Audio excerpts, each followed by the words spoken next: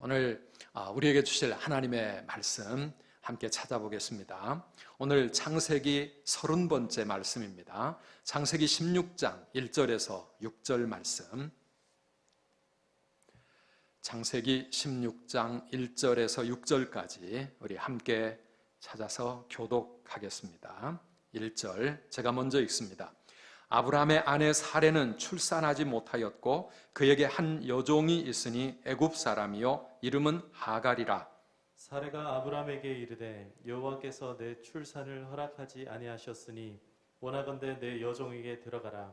내가 혹 그로 말미암아 자녀를 얻을까 하노라 하매 아브라함이 사레의 말을 들으니라. 아브라함의 아내 사레가 그 여종 애굽 사람 하갈을 데려다가 그 남편 아브라함에게 첩으로 준 때는 아브라함이 가나안 땅에 거주한 지 10년 후였더라.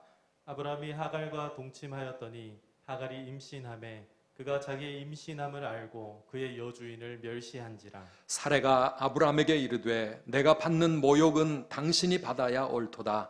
내가 나의 여종을 당신의 품에 두었거늘 그가 자기의 임신함을 알고 나를 멸시하니 당신과 나 사이에 여호와께서 판단하시기를 원하노라. 아브라함이 사레에게 이르되 당신의 여종은 당신의 수중에 있으니 당신의 눈에 좋을 대로 그에게 행하라 하매 사레가 하갈을 학대하였더니 하갈이 사레 앞에서 도망하였더라. 아멘. 네, 우리 가정에서 우리 가족들 함께 예배를 드리게 되어서 너무 감사하고 또 홀로 예배 드리시는 분들의 마음속에는 가족이 함께 예배드리는 그날을 또 소망하실 수 있으면 좋겠습니다. 우리 함께 온 가족들 같이 사랑으로 인사 나누시면 좋겠습니다. 우리 함께 예배 잘 드리자, 하나님 은혜 받자, 함께 인사해 주시기 바랍니다. 우리 소수지만은 우리 현장에 오신 우리 교역자들과 우리 장로님 감사합니다. 우리 찬양팀 수고하셨고요. 참 이 코로나 속에서 영상으로 드리는 예배지만 하나님께서 우리의 예배를 받으시고 우리에게 큰 은혜와 하나님의 사랑과 위로로 함께 해주시기를 간절히 원합니다. 우리 교회가 이 전염병 방역에도 세상에 빛이 되어야 하겠지만 참 우리 장로님 기도하신 대로 극히 일부이지만 교회를 통해서 확산이 또 많이 일어나게 되어서 정말 또 우리 국민들에게 그리고 이 사회에 죄송한 마음입니다. 사실 우리 고신교단의 이단대책위원회는 사랑제일교회 그 목사님에 대해서 이단성이 있는 것으로 그렇게 규정을 하고 또 한기총을 이단 옹호단체로 그렇게 지금 규정하고 있습니다. 우리가 그 교회를 탓할 것은 아니지만 한국 교회를 계속해서 이렇게 낮추어 가시는 우리 하나님 아버지의 뜻을 우리가 깊이 생각해야 될 것 같습니다. 어쨌든 코로나는 빨리 끝나도록 우리가 기도해야 되겠고요. 이 나라가 또 하나님 앞에 바로 서고 한국 교회가 이런 고난의 시간을 통해서 새로워지고 온 국민들의 마음이 하나가 될 수 있도록 우리 성도님들 계속해서 많이 기도해 주시기를 바랍니다. 그동안에 우리 신앙이 너무 이기적인 신앙인 것은 아니었는지 세상을 위한 축복의 통로가 되어야 할 우리 성도들이 우리 직장에서 그리고 이 사회에서 정말 우리가 그런 사명과 역할을 감당하고 있는지 우리가 우리 자신을 많이 돌아보아야 할 것 같습니다. 오늘 이 예배의 자리에 또 교회로 직접 나오지 못할지라도 가정에서라도 나는 예배하는 사람이고 하나님을 믿고 섬기는 사람이라고 그렇게 고백하며 예배 자리로 나올 때 우리의 마음은 어떤 마음인가? 우리는 오늘 무엇을 하나님 앞에 기도하고 있는가? 한번 생각해 보아야 합니다. 교회를 다니고 예배를 드리는데 중요한 순간에는 믿음 없는 사람과 이 세상에서 똑같이 살고 있지는 않은지 오늘 우리가 함께 읽은 이 창세기 16장의 본문에 보면 아브라함이라고 하는 우리 믿음의 조상이 또 한 번 큰 실패를 믿음의 실패를 경험하는 것을 볼 수가 있습니다. 내 자손을 하늘의 별처럼 그렇게 번성하게 하겠다. 하나님의 그 약속의 말씀을 믿었는데 그 믿음 가지고 또 기다리고 기다리다가 오늘 16장에 와서 결국은 첩을 얻어서 아들을 낳게 됩니다. 이것이 그 아내의 제한이었고 그 당시 세상 사람들이 다 가는 길이었을지라도 우리 믿음의 사람들, 하나님을 섬기는 우리 성도의 삶에는 이것은 큰 실패에 해당이 되는 것 아니겠습니까? 결국은 이 일로 인하여 그 가정에 큰 불화가 생겨나기 시작합니다. 두 여자들 사이에 멸시하고 학대하고 도저히 함께 살 수 없는 그런 상황이 되고, 아내 사레는 남편을 원망하고 불평을 늘어놓고 결국 남편 아브라함은 첩을 포기합니다. 첩을 버리게 되고 학대를 받던 이 첩 하갈은 가출을 하게 됩니다. 믿음의 집안이 엉망이 되어가는 것을 우리가 느낄 수가 있습니다. 결국 이 첩의 아들 이스마엘은 훗날 아람 민족의 조상이 되고 오늘날 이슬람의 시조가 되어집니다. 그래서 이 문제는 한 가정의 문제를 넘어서 온 인류 역사, 그 후손들 사이에 수천 년의 갈등과 세계 전쟁과 고통의 씨앗이 되어버린 것을 우리는 느낄 수가 있습니다. 사랑하는 성도 여러분, 우리도 하나님을 믿고 기도하는데도 문제가 해결되지 아니하고 기도가 응답되지 않고 하나님의 역사가 일어나지 않을 때가 있습니다. 하나님 없는 사람들은 참 다른 모든 일들 잘 풀리는데 애도 잘 생기고 시험에도 잘 합격하고 하는 사업도 잘 되고 건강하고 잘 사는데 왜 믿는 우리에게는 이런 어려움이 있고 이렇게 문제가 해결이 되지 않는가 하는 것입니다. 그럴 때 우리는 낙심하고 포기하게 되어집니다. 아브라함도 그렇게 했습니다. 다 포기했습니다. 그런데 하나님 또 찾아오셔서 또 이 횃불 언약까지 맹세까지 하시면서 내 후손을 하늘의 별처럼 번성하게 할 거라고 또 약속하시니까 아브라함이 또 그 약속을 믿음으로 붙잡고 또 기다려 봅니다.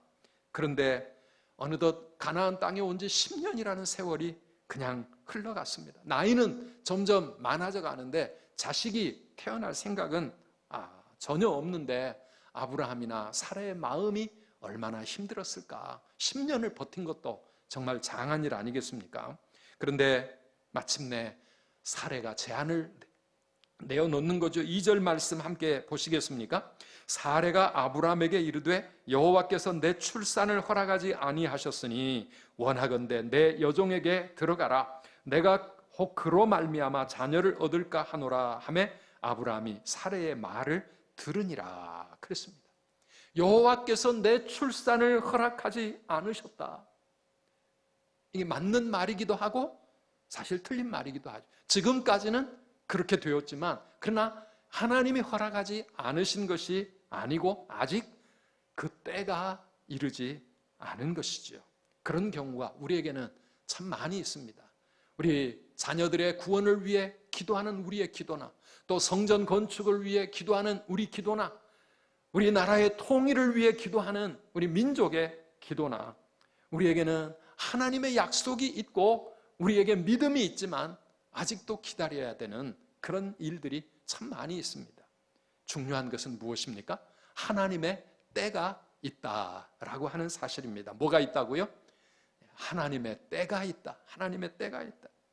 우리의 기도가 응답되는 때가 있고 구원이 이루어지는 때가 있고 우리의 수고가 열매를 맺는 때가 있고 하나님의 기적이 나타나는 때가 있다라고 하는 것이죠. 갈라디아 6장 9절 말씀입니다. 우리가 선을 행하되 낙심하지 말지니 포기하지 아니하면 때가 이름에 거두리라. 때가 이름에 거두리라. At the proper time. 가장 적절한 시간에 우리는 추수를 거두게 될 것이다. 그때 우리가 무엇이든지 바로 그 하나님의 때를 믿고 기다리는 것이 중요합니다. 이게 믿음입니다. 10년을 넘게 기도하며 기다린다는 거, 그거 보통 믿음이 아닙니다. 근데 하나님은 우리에게 그 정도 끈기 있는 믿음, 그 정도 강한 믿음, 큰 믿음을 요구하시는 것 같습니다. 내가 원하는 때와 하나님의 때는 다를 때가 참 많습니다. 내 시계로는 너무 지금 늦는 것 같은데, 너무 늦어 포기해야 될 것 같은데, 그런데 하나님의 시계는 항상 정확한 거 여러분 믿으시기를 바랍니다. 그래서 우리는 그 하나님의 때가 이르기 전에 여기 오늘 아브라함처럼 사고를 치면 나중에 엄청난 고통을 우리는 거두게 된다는 사실을 잊지 말아야 합니다. 히브리서 10장 36절 우리가 잘 아는 말씀 우리 함께 읽어보실까요? 너희에게 인내가 필요함은 너희가 하나님의 뜻을 행한 후에 약속하신 것을 받기 위함이라. 아멘. 우리에게 인내가 필요하다. 무엇이든지 때가 차야 합니다.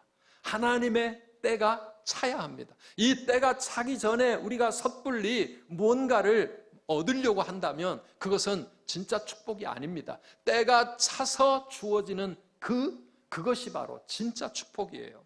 때가 오기도 전에, 때가 아직 되지도 않았는데 우리가 성공을 하거나 부자가 되거나 뭔가를 이루었다고 생각하게 되면 나중에 시간이 지나 보면 그게 우리에게 큰 고통이 되고 재앙이 될 때가 얼마나 많은지 모릅니다. 사랑하는 성도 여러분, 하나님의 때를 기다리는 그 시간, 내게는 캄캄한 밤처럼 느껴지지만 그 시간은 어떤 시간입니까? 사실은 새벽을 기다리는 시간인 것이죠. 오늘 말씀의 제목인데요, 우리 함께 새겨봅시다. 새벽을 기다리는 시간. 새벽을 기다리는 시간. 그 깜깜한 어둠의 때가 사실은 새벽이 오고 있는 시간이라고 하는 것이고, 그 시간은 우리에게 매우 소중한 시간입니다. 매우 소중한 시간입니다.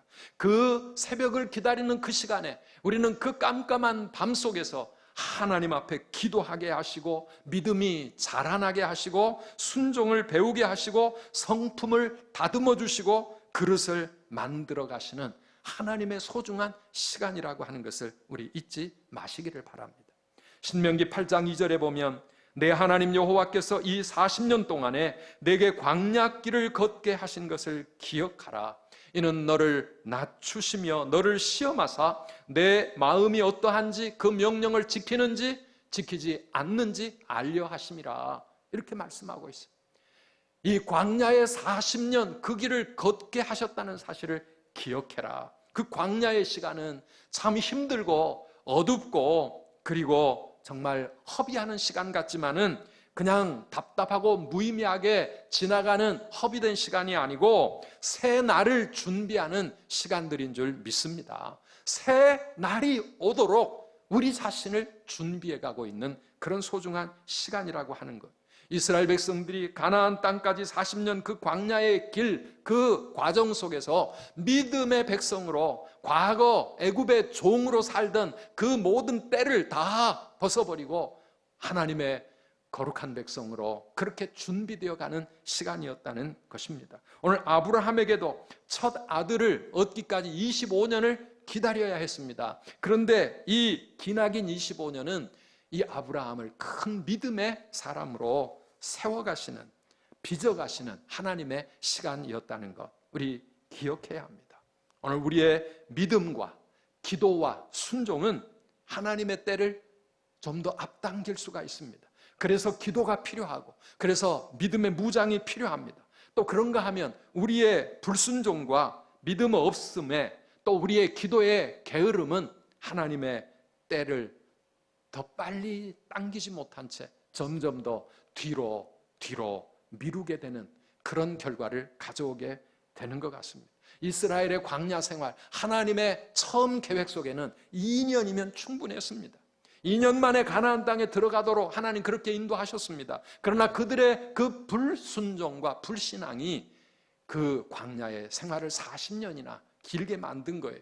저는 아브라함이 첫 아들을 얻기까지 25년이라고도 이 긴 세월, 하나님이 처음부터 그렇게 잔인할 만큼 긴 세월을 요구하지 않으셨을 거예요. 그런데 아브라함이 믿음의 그릇으로 준비되기까지 너무 오랜 시간이 걸린 것이고 중간에 오늘 16장과 같은 이런 실패들이 있어서 그 시간이 자꾸 멀어진 것 아니겠습니까? 사랑하는 성도 여러분, 우리 인생의 깊은 밤은 누구에게나 올 수 있습니다. 언제 새 날이 밝아올지 알 수 없는 그 기나긴 고난의 시간입니다. 우리 신앙생활에도 기도에 응답이 없고 우리의 믿음으로 기도하지만 길이 열리지 않고 깊은 상처와 시험으로 우리 마음이 어두운 밤을 헤매는 그런 밤의 시간들이 있습니다. 그런데 그 밤이 새벽을 기다리는 시간이라고 한다면 우리는 그 시간들을 어떻게 보내야 할 것인가? 새벽을 기다리는 이 깜깜한 밤, 우리는 무엇을 하며 어떻게 기다려야 할 것인가? 처음에 두 가지 옵션은 이미 설명했습니다. 낙심하고 포기하는 것, 그것도 아니고요. 그 다음에 또 세상의 길을 찾아서 아브라함처럼 다른 인간적인 방법을 찾아가는 것, 그것도 정답이 아닙니다. 오늘 성경이 우리에게 제시하는 진짜 정답이 무엇입니까? 하나님을 전심으로, 더욱 전심으로 의지하는 믿음으로 서라고 하는 것입니다. 힘들 때, 어려울 때, 길이 안 열릴 때, 답답하고 캄캄할 때, 그때는 더욱더 하나님을 찾아야 되는 때고 하나님 앞에 더 엎드려 기도해야 되는 때라고 하는 것이 이게 정답입니다. 길이 다 막혀 있을 때는 하늘을 바라보며 하나님 앞에 무릎을 꿇어야 하는 때입니다. 코로나 때문에 거리두기가 더 심해져서 영업이 어렵고 직장을 잃고 사업이 위축되고 월급은 줄어들고 학생들 수업도 엉망이 되고 부모는 부모대로 힘들고 교회도 코로나의 주범처럼 그렇게 이 사회로부터 비난과 조롱의 따가운 시선에 참 힘든 시간들을 보내고 있습니다. 저는 요즘 이런 코로나의 상황 속에서 과연 어떻게 목회를 해야 될지, 교회를 어떻게 섬겨야 할지, 우리 성도들 눈에 보이지도 않는 가상 세계에서 신앙생활을 하는 분들이 여전히 많이 있는데 그분들을 어떻게 돌보고 섬겨야 할지, 이러다가 많은 양들이 하나님의 품을 떠나지 않을지 참 여러 가지 착잡한 마음, 고민을 많이 합니다. 교회는 어떻게 이걸 돌파하고 나가야 될까?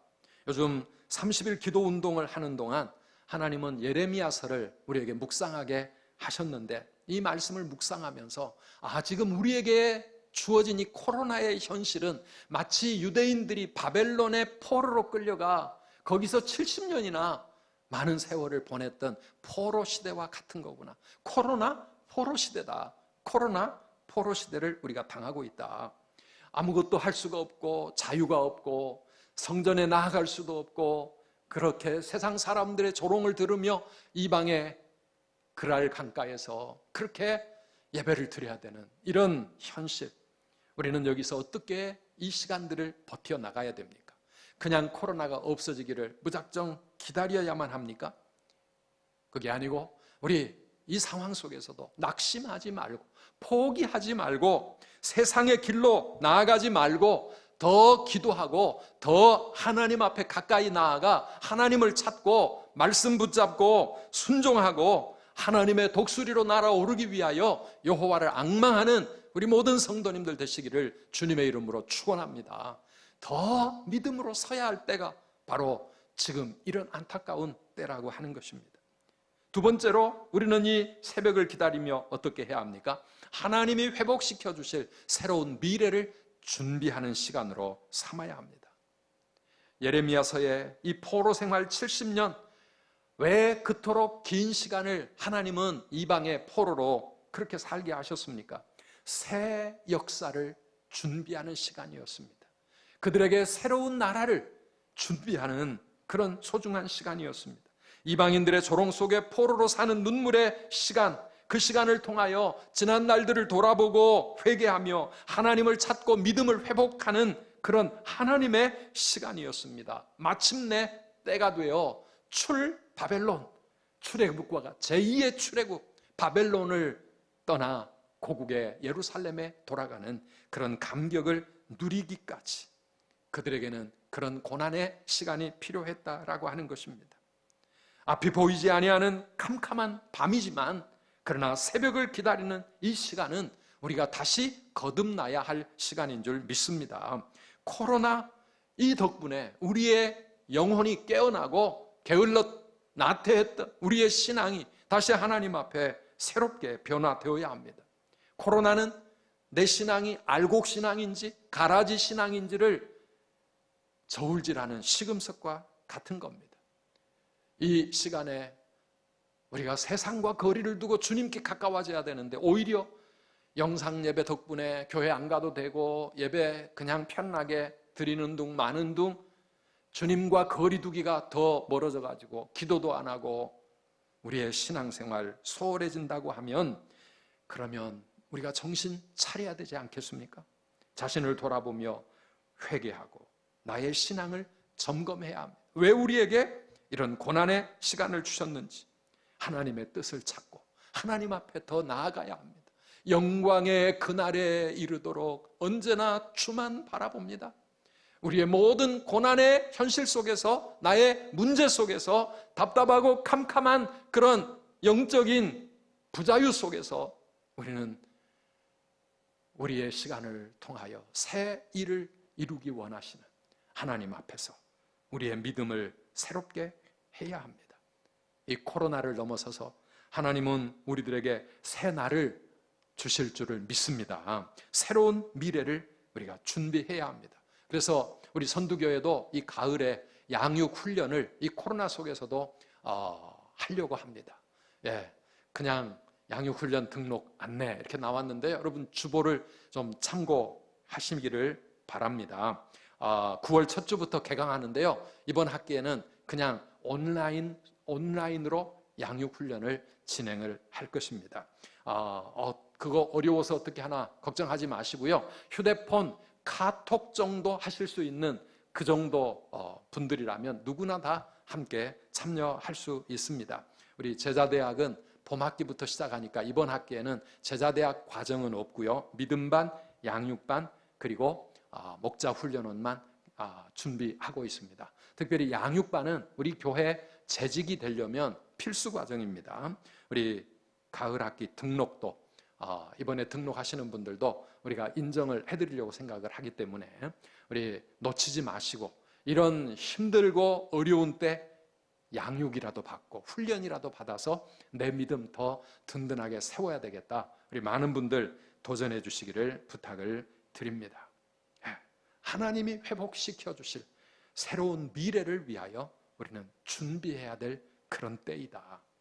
세 번째로 새벽을 기다리는 이 밤의 시간 우리가 무엇을 해야 합니까? 교회 신앙에서 생활 신앙으로 신앙의 본질을 회복해 가야 할 시간입니다.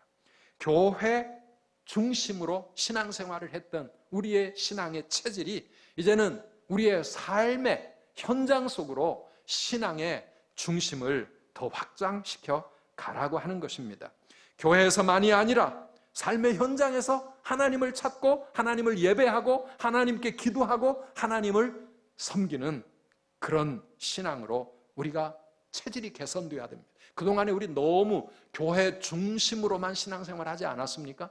교회 중심이 되는 거 중요하지만은 그러나 여기에 머물러 있는 것은 그것은 잘못된 것입니다. 그래서 이번 교회를 가지도 못하는 이런 답답한 현실 속에서 이 church 크리스찬, 교회 중심으로 살아가는 크리스찬에서 이제는 라이프 크리스찬, 삶의 생활 신앙으로 그렇게 바뀌어지고요. 썬데이 크리스찬에서 에브리데이 크리스찬으로 그렇게 우리의 신앙적인 체질이 바뀌어져야 되는 때가 바로 지금이다라고 하는 것입니다.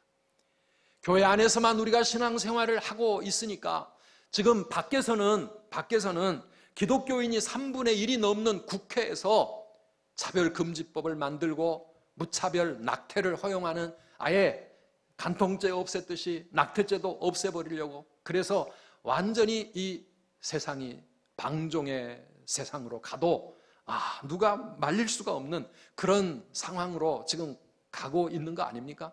그런데도 또 우리 예수 믿는 사람들도 거기에 관심도 없고 그 일에 대해 아무런 액션도 취하지 않으니까 이 세상은 소돔과 고모라처럼 죄악의 도성으로 그렇게 자꾸만 기울어져 가는 것입니다. 이번에 우리 30일 기도 행전을 우리 새벽 기도회와 저녁 기도회를 매일 교회에서 진행을 했는데 이제는 코로나 때문에 그것을 중단할 수밖에 없습니다. 아쉽지만 그러나 여기에도 하나님의 뜻이 있구나 그런 생각합니다. 원래 처음부터 우리가 이 30일 기도 행진은 우리의 삶의 현장의 기도의 골방을 만들기 위한 그런 운동이었습니다. 그래서 교회에 나와서 자꾸 기도하고 예배드리고 찬송하고 신앙생활을 교회에서만 하려고 하지 말고 가정에서 거기서 예배도 드리시고 거기서 기도도 하고 거기서 찬양도 하시고 거기서 말씀도 보시기 바랍니다. 우리의 직장, 우리의 일터, 우리의 삶의 현장 속에서 내가 예수 믿는 사람으로서 거기서 기도하고 거기서 찬송하고 거기서 예배자로 그렇게 살아갈 때 그 현장이 변화되지 않겠습니까? 그곳이 하나님의 나라가 되고 그곳이 우리의 신앙의 선교지가 되고 우리의 삶의 복음의 현장으로 그렇게 바뀌어지도록 하나님은 우리를 그렇게 지금 체질을 바꾸시는 것 같아요. 삶 속으로 자꾸 가라는 겁니다. 나를 교회에만 가둬두지 말고 너 있는 그곳에서 나를 찾고 그곳에서 나를 만나라. 우리가 일터에서 직장에서 기도하는 자로 조금이라도 시간이 있으면 우리의 입술에 찬송이 흘러나오고 하나님께 손 모아 기도하며 직장 생활을 하면 거기서 내 삶이 바뀌어지지 않겠는가? 거기서 하나님의 영광이 드러나지 않겠는가? 거기서 믿는 자답게 살 수 있지 않겠는가? 믿지 않는 가족들 속에서 내가 우리의 신앙의 삶을 그 불신 가족들 속에 또 불신 동료들 속에 내가 어떻게 감당해 나아갈 것인가? 그렇게 살려고 몸부림을 쳐야 그곳이 변화될 수 있다는 것이고 그곳에 빛이 임하고 그곳에 하나님의 나라가 임하고 우리가 이 세상을 조금씩 변화시켜 갈 수 있는 그런 빛과 소금이 될 수 있다라고 하는 것입니다. 그래서 우리는 이 코로나의 시간 속에서 우리 신앙의 체질을 개선하여 더 본질적인 신앙, 그러니까 교회 신앙에서 생활 신앙으로 썬데이 크리스찬에서 에브리데이 크리스찬으로 우리가 어디서든지 정말 북한처럼 교회가 없어져 버리고